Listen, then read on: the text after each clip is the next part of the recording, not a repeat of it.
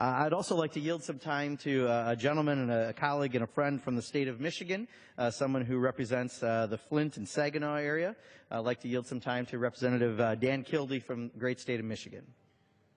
First of all, thank you to my colleague, Mr. Pocan, for his leadership on this and for yielding.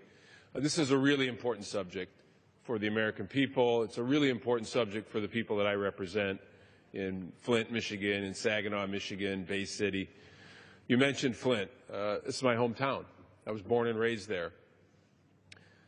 September 16 of 1908, General Motors was incorporated in Flint, Michigan. And it was a company that brought together carriage makers and wheel makers, and they put the world on wheels. And about 30 years later, the workers in that city at General Motors organized and got the first UAW contract. And between the auto industry itself and the organized workers who were able to then claim their fair share of the tremendous wealth generated by their productive capacity, we built the American middle class. We built an amazing society that gave opportunity, I think, to just about anybody who felt they could work hard and would put in the time and get a fair wage and get decent benefits and be able to go to work with some dignity. We built something that was truly amazing. And it wasn't that long ago, because of globalization and because of trade deals like the one that's being considered right now, that the federal government rightfully, and this president rightfully, stood up for the American auto industry and put it back on its feet, gave the American auto worker, the American worker, a chance to reclaim that dignity that so many people fought for even decades ago. What I worry about is that everything that those people worked and fought for could go away. And in fact, even the great work that this president did to rescue the American auto industry could all be for naught if we continue down this path of pursuing trade policy that puts corporate and stockholder and offshore interests, really, in front of the interests of the American people and the American worker. You know, my hometown has seen this play itself out. And I remember, I was in local government when the North American Free Trade Agreement was adopted. And we keep hearing that the agreement that's being contemplated right now is a vastly different sort of agreement. But we don't see that.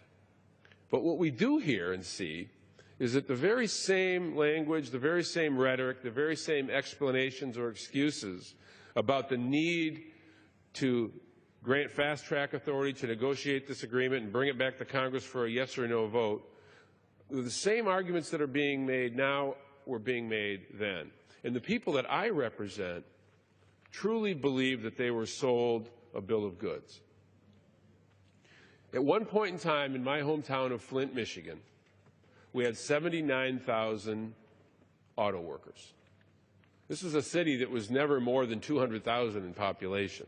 So this is a city that really grew up around American manufacturing.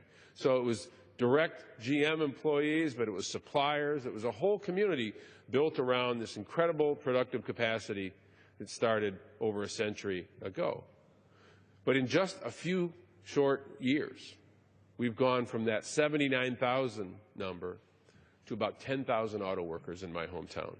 So when I think about trade deals, it's not a question of the sort of the big geopolitical tensions that we're trying to address. It's not even a matter of sort of this esoteric argument about the philosophy of trade policy. It is about Flint and Saginaw and Bay City, Michigan families who have worked hard their whole lives and stand to lose everything because we are continuing to pursue trade policy that thinks about the short-term profits of multinational corporations and not about strengthening the long-term integrity of the American middle class. This is a dangerous path that we're on. What's particularly concerning to me is that when I go home, as I do, as you all do, we get questions about this.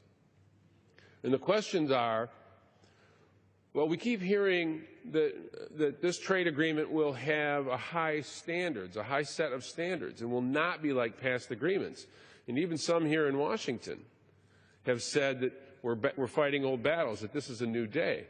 But when I have to answer to my constituents questions like, will these agreements have environmental protections and enforcement mechanisms for those environmental standards, unlike some previous agreements, I have to say, I don't really know, because we don't have access to the documents. We don't have access to the process. We haven't been asked to weigh in.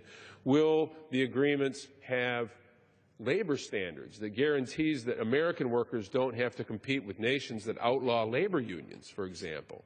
I don't know, because we haven't seen that language. We're being asked to accept on faith that somehow, miraculously, this trade agreement is going to look dramatically different than others, even those that have been fairly recently passed. And then finally, when I'm asked, will there be protections to keep other nations from manipulating their currency such that no matter what else is in any of these trade agreements, if currency can be manipulated to the point so that the price of one nation's exports makes it impossible for us to compete with them, all is lost. And from what we hear, there will be no currency provisions, or at least if there are any at all, they certainly won't be strong enough to have any influence whatsoever on the ability of these nations to undermine the American economy by dumping goods, by manipulating currency in a fashion that makes it impossible for us to compete. This is the wrong track for this country. It's something that Congress needs to stand up and assert its constitutional role in defending.